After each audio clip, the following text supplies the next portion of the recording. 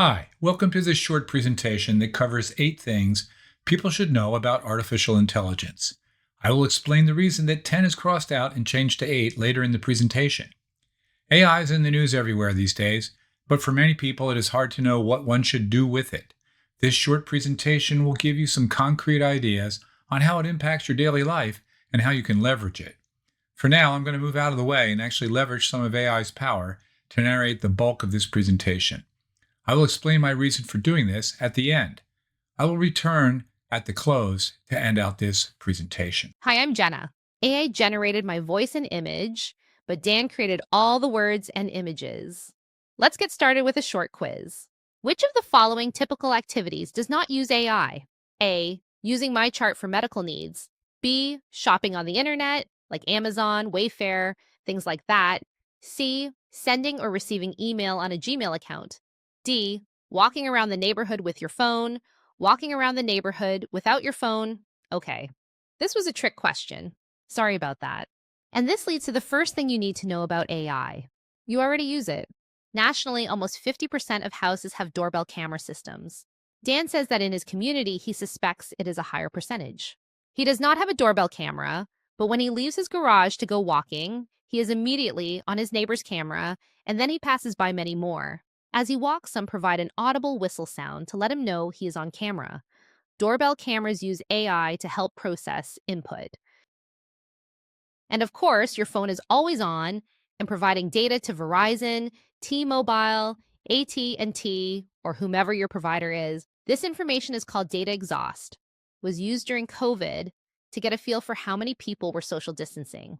It's used now to get a sense for how people move around. If you use a search engine, then you use AI. When you use GPS, it uses AI to suggest better routes to avoid traffic or places to stop. Online shopping AI provides you with all the online shopping recommendations. AI is doing that. Voice assistants like Siri, Alexa, and talking into your phone to get an answer or send a text, all of this uses AI. And here's the thing. You don't have to and probably have not consented to opt in. It goes without saying that all social media platforms use AI. Before I go to the second item, I want to manage your expectations. Just like fire can be a good thing and a bad thing depending on how it is used, the same is true for AI. The next few things that you need to know are some of the bad, but don't worry. I will get to the good. Now let's look at number 2. Number 2, AI is not always correct. Tools like ChatGPT, Claude, Copilot, any of them can generate plausible sounding but inaccurate information. It's called hallucinating. Here's a real-life example. A friend of Dan's wanted him to test an AI prompt he created. One of the aspects of the prompt was for AI to be surprised. The algorithm provided an answer. He asked how it determined surprise. It responded, honestly, I'm not sure I can fully answer that. When I said those things surprised me, I was doing something real, but I'm genuinely uncertain what that something is. That's hallucinating. The next thing is AI slop. It's low quality, mass-produced content that appears polished but lacks meaningful insight, originality, or purpose.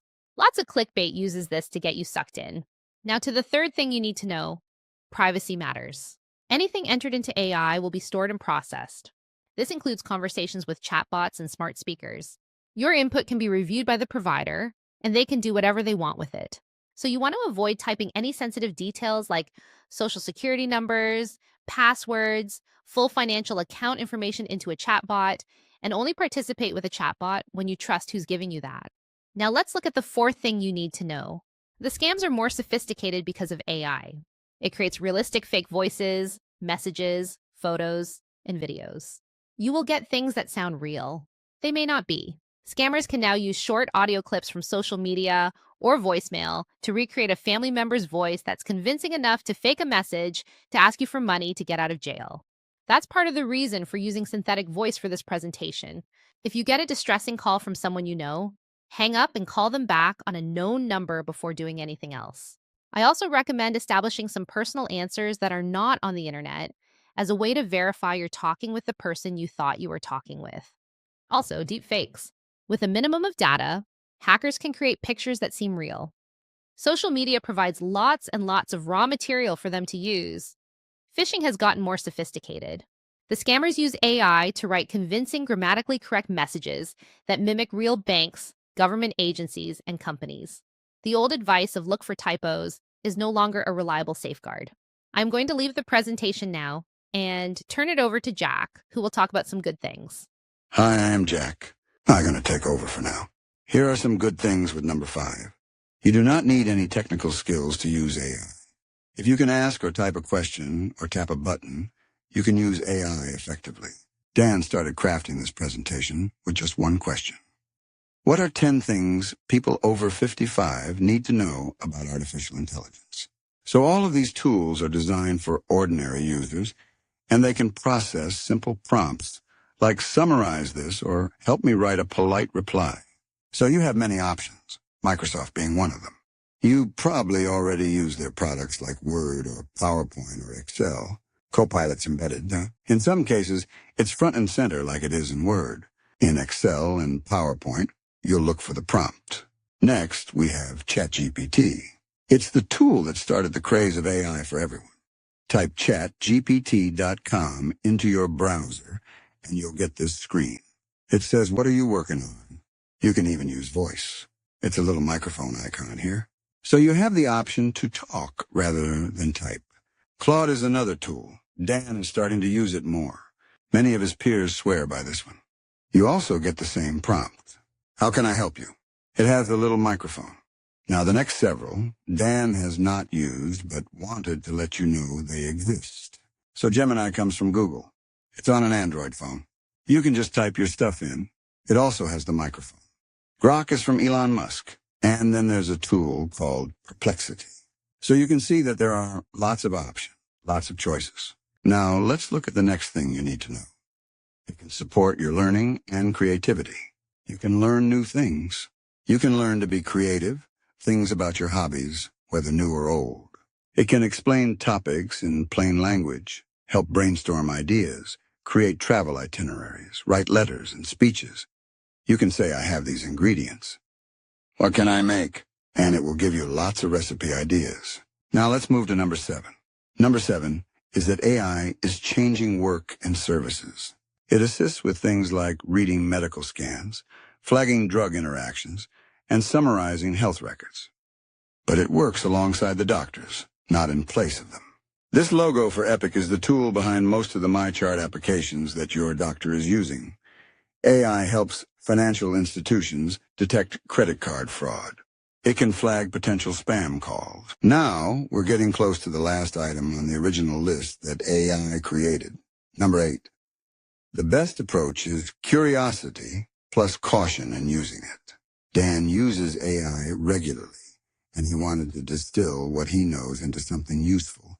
So he started with the question and used multiple ways to get an answer.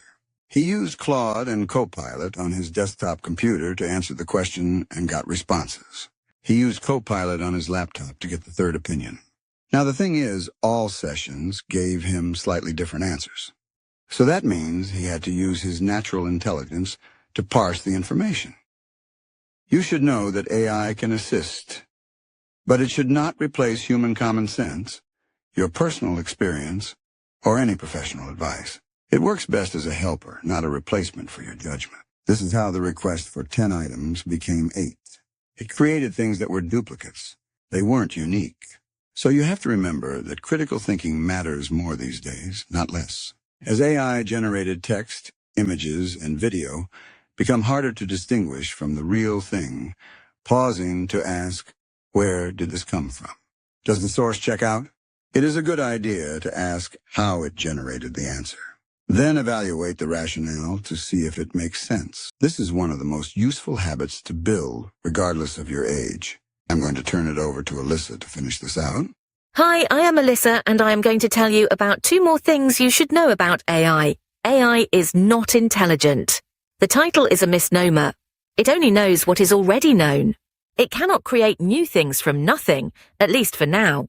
It is important to know it can recognize patterns and generate answers quickly, but it does not truly understand like a person does. It knows all the digital information that is publicly available and remembers it all, so it can create information from this. But it needs a prompt to get started. The machine that beat the world grandmasters in chess can only do that. It would have to start all over again to become a master at a different game. This leads us to the last thing you should know. AI is sycophantic. This is most important. The algorithm does not say here's your answer and stop. After completing the first response, it provides more suggestions for you to consider. After giving Dan the list of 10, Copilot offered more things it could do for him. Careful, you can get sucked in. The Wall Street Journal published a piece about people spending more time following the suggestions from AI than were necessary. Remember to use your critical thinking skills. Also, notice that it acts like a person by using the first person singular. I can do this. How can I help? It is not alive, despite what you have read. So it turns out there really were 10 things to know. Now I am going to turn it back over to Dan for the conclusion. I'm back. Here's my conclusion. With acknowledgement to the Serenity Prayer, grant me the curiosity to explore the benefits of AI, the skepticism to understand some AI output will be slop or outright wrong, and the critical thinking to know the difference. This is the end of what you need to know. I've added a short bit at the end to show how I used AI in making this presentation. I have used AI for a few years now. I knew how to prompt it with a meaningful question, and I wanted to get a sense of the most important things to share. So I used Copilot and Claude, and they're both free, and I used it on my desktop and my laptop. Now, I knew it would give me some good content, but I also knew it would require human intervention. So when I was curating this, no AI was used.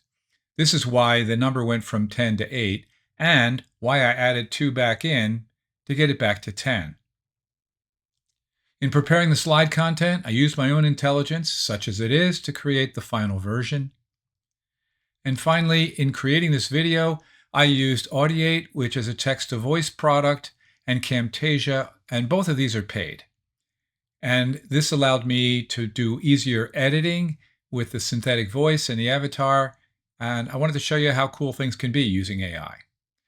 So this is the end. Good luck with your adventures in AI, and remember to think critically.